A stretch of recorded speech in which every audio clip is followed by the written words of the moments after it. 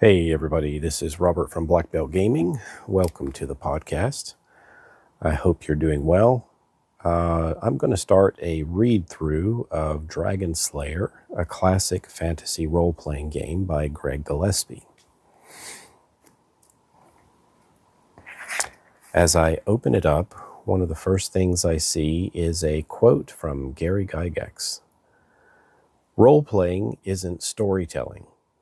If the dungeon master is directing it, it's not a game. So I think we see a bit of the old school philosophy there, where the game was sort of centered around making these worlds for your players to explore. The game master didn't necessarily tell the players where to go and what to do. They were free to kind of make their decisions as far as how they wanted to do things, and this required a bit of improvisation skill on the part of the dungeon master in order to bring the world alive. And, there were guidelines set with different setting books, different adventure modules and things like that.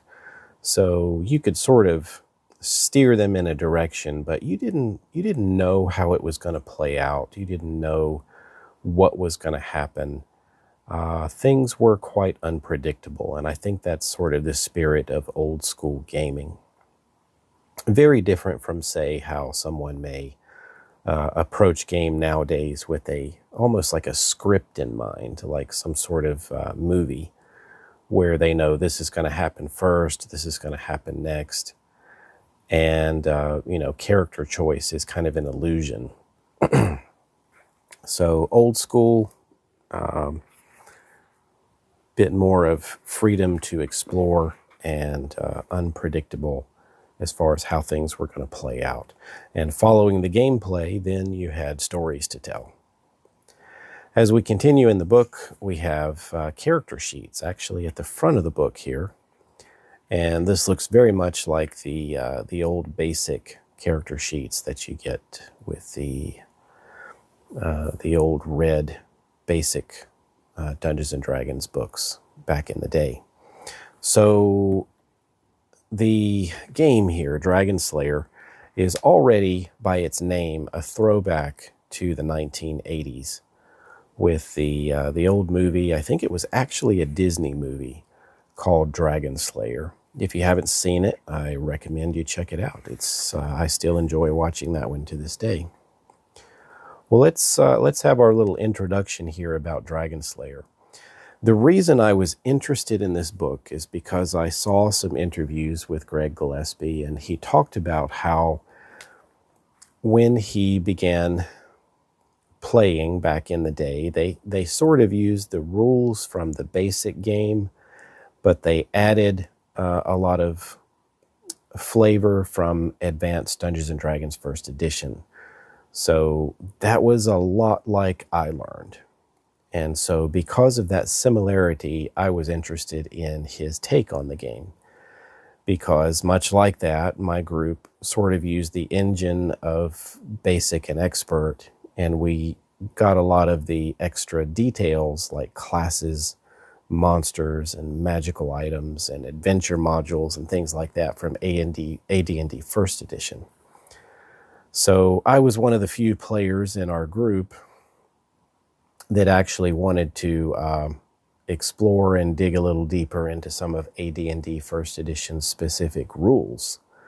But my friends coming from basic D&D, they weren't so interested in that. They had a game that already worked great, and they didn't need to unnecessarily complicate it. So Greg here, he starts saying in his introduction. I'll sort of paraphrase some, read directly in other parts, and skip around a little bit. So if you like what you hear, I do recommend getting the game in either PDF or paperback, hardback. The Dragonslayer role-playing game is the codification of my long-standing old-school Renaissance home game. My home game is a reflection of how I played in the early 1980s with my schoolmates. Like many of my generation, I used the engine of BX with the Chrome of first edition. The result is a game that is simplified but not quite simple. Dragonslayer plays fast with just enough detail to provide an immersive gaming experience, but not bogged down play with too many rules. He talks about some of his other mega dungeons. I think he's published several of these, and I have those in PDF format and look forward to reading those. Let's see. As we continue on, he says, first and foremost, Dragonslayer is a game of imagination. In order to play, someone must serve as the maze controller. Maze controller. I think that's a throwback also to the 1980s.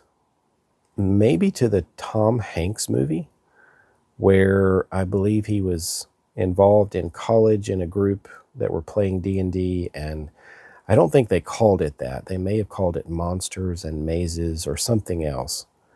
And I thought I remembered that Maze Controller was what they called the Dungeon Master back then. So he calls it Maze Controller in this game. The Maze Controller or Game Master sets an adventure or creates one using the step-by-step process provided later in the book.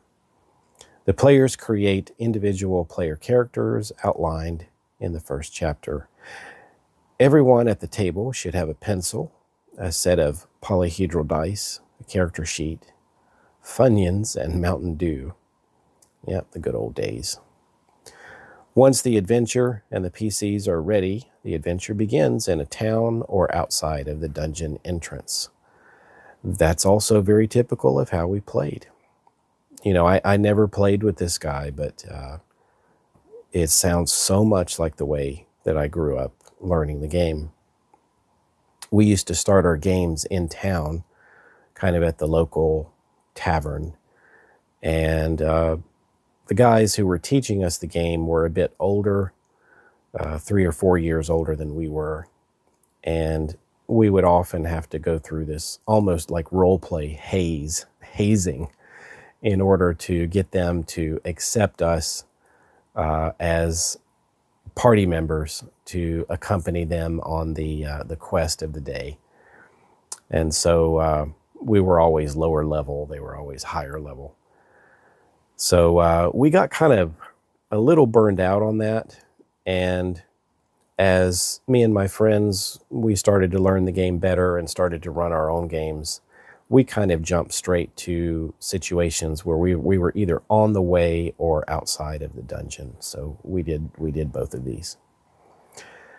There are 6 tenets, main tenets to Dragonslayer. Let's go through these. The first one is ask exact questions. Dragonslayer, like all classic fantasy role-playing games, is about asking good questions. In order to ask good questions, a player needs to understand that the maze controller serves as their senses in the game world. Vision, hearing, touch, smell, and taste can only be determined by asking the right questions. Good players constantly ask questions to better interact and survive their environment. So this is really good, you know, as the guy that was sort of credited as being the first guy on YouTube to play solo board games. I also have done some solo role-playing game sessions.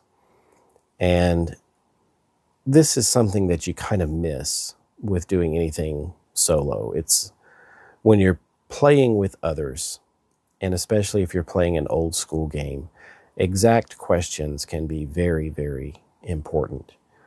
And so you can do quite a bit with just careful question and study of the environment and being cautious with your interactions with the environment. But you've got to ask these questions. So we'll come back to that part as we go through some of the other tenets. Next one is rulings over rules. You've probably heard this before if you're familiar with OSR games. This book cannot encompass every possibility that might arise in a game session. These rules are reasonable guidelines to facilitate play. The maze controller is the final arbiter of rule application. If the players want to try something not covered in the rules, they should consult the maze controller prior to taking the action.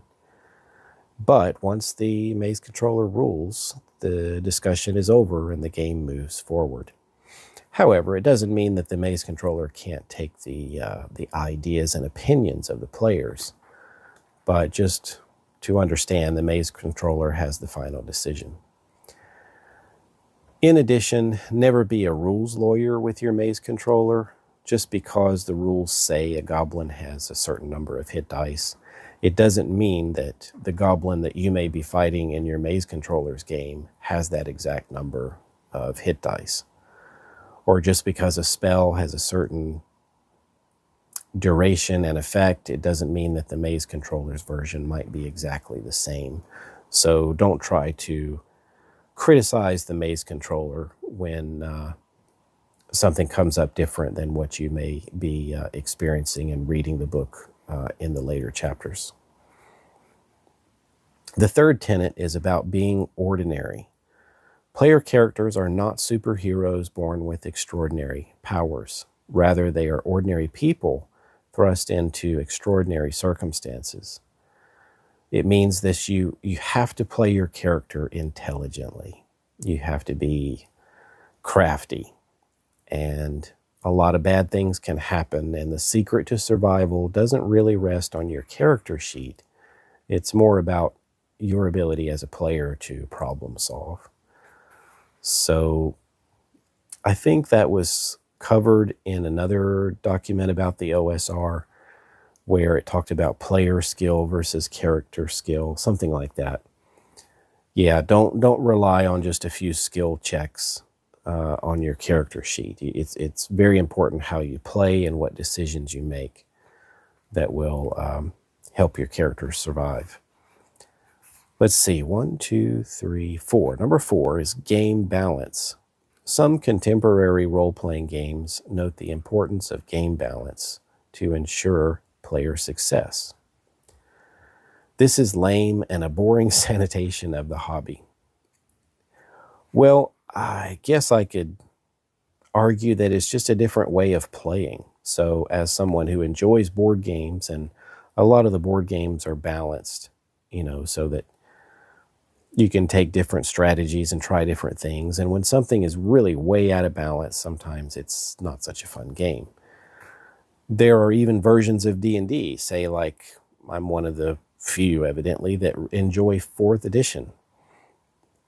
That one had a lot of game balance in it, but I can have a lot of fun with that one and almost play, a miniature skirmish game based on D&D with Dungeons and Dragons 4th edition. And of course you can play it, full up with all the role playing and immersion that you could do with any other version of D&D. But game balance in the old school approach just means that your party of adventurers, we didn't have anything like, what is it called? CR, I forgot what that's called in 5th edition, but in 4th edition you had monster levels and a budget to spend to be appropriate to the party in order to indicate a balanced encounter. Old games didn't have that, so whatever might be there was there. So whether it is a goblin or whether it is an ancient red dragon, you just didn't know what you were going to encounter. And if it was a goblin and you needed to fight to get past him, maybe you can. If it's an ancient red dragon, you may want to take a different course than direct head-to-head combat with that thing, because it's not going to be a balanced encounter. So that's what he's saying there. The 5th one is who's in control. Classic fantasy role-playing games are occasionally derided for too much control on the part of the game master, or in this case, the maze controller. Although the maze controller does have agency, it is the players who control much of the game. The key to success is to keep the dice out of the hands of the maze controller. And I agree. I mean, when the dice start to roll, bad things can happen, including character death. And so by the decisions you make, you might be able to keep those dice out of the hands of the maze controller. So you can avoid combat or choose very carefully when you do want to engage in it. But I think this kind of relates back to the part about asking questions that we covered in the first tenet, which is by players asking those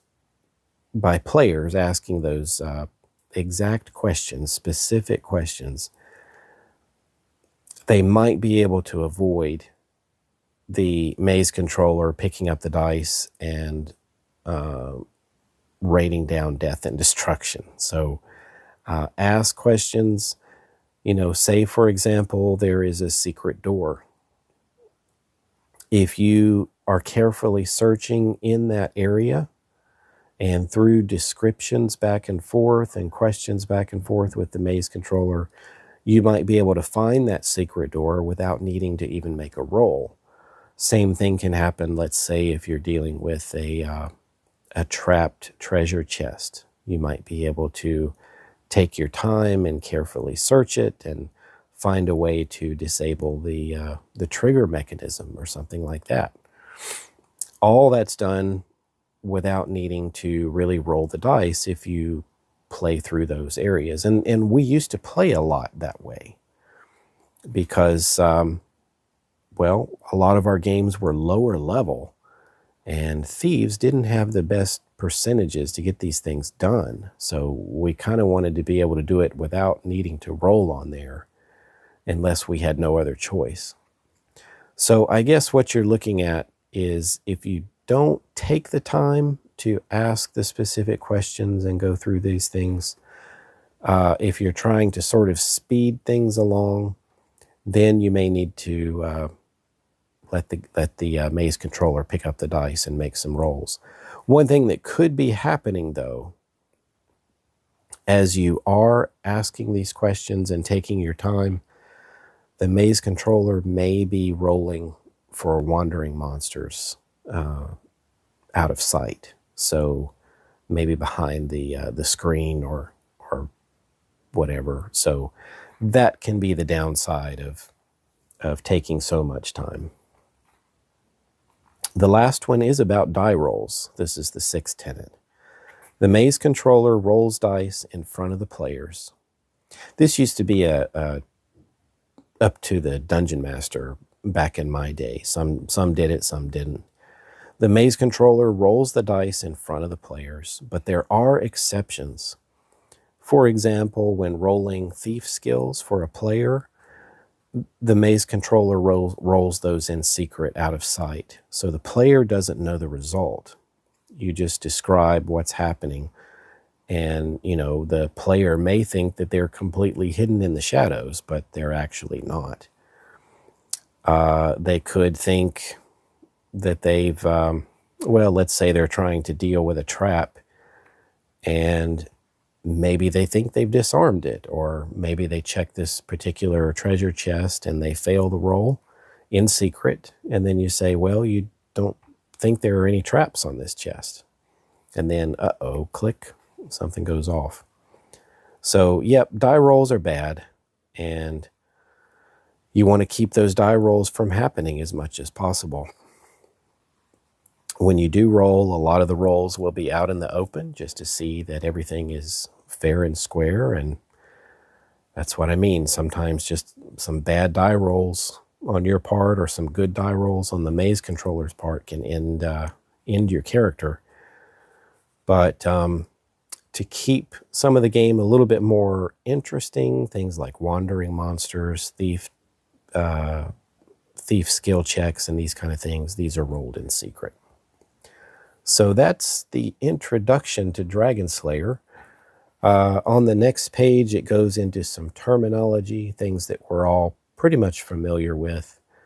Things like what is a campaign, what is a monster, what's a PC, what's an NPC, hit points, armor class. Dragonslayer is old school, so it uses descending armor class, just like I grew up with. Ability scores and ability score checks. So in more recent versions of Dungeons & Dragons, it's become very important to focus on the modifier. So you make a d20 roll and then add your modifier to the result and check it against a DC. This is a bit different. You're trying to roll equal to or less than your ability score on a d20 roll. So if you have a strength of 9 and you're trying to make a strength check, you're rolling a d20 and hoping to get a 9 or less. And if you do, you succeed. And if you get over that, then you fail. And a lot of people did that way back a long time ago, perhaps even back to the 1980s. Another thing to keep in mind is Dragonslayer has morale. And that's something maybe some more modern versions of D&D don't have. Morale checks. This is going to be important for your hirelings and henchmen. They might lose their confidence and run away in the middle of a fight if things start to look bad.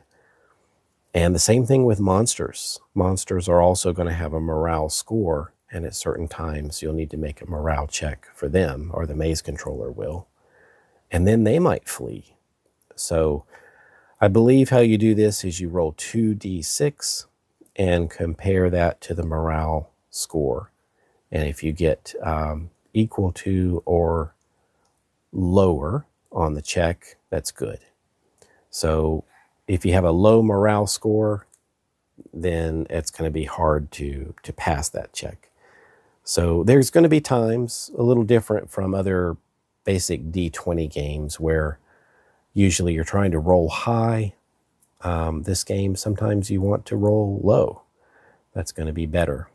So a little bit more variety in which way you're rolling the dice. And not everything is going to be a D20. Many times it's going to be a D6. So I think that's a pretty decent introduction to the game. Next time, if you want to check it out, I'll be going into character generation, how to make a character, and going through some of the ability scores and things like that. So once again, that's a good start to Dragonslayer, a game that seems very similar to the way that I grew up learning and playing the game back in the 80s. Thanks for listening, everybody, and I'll catch you later.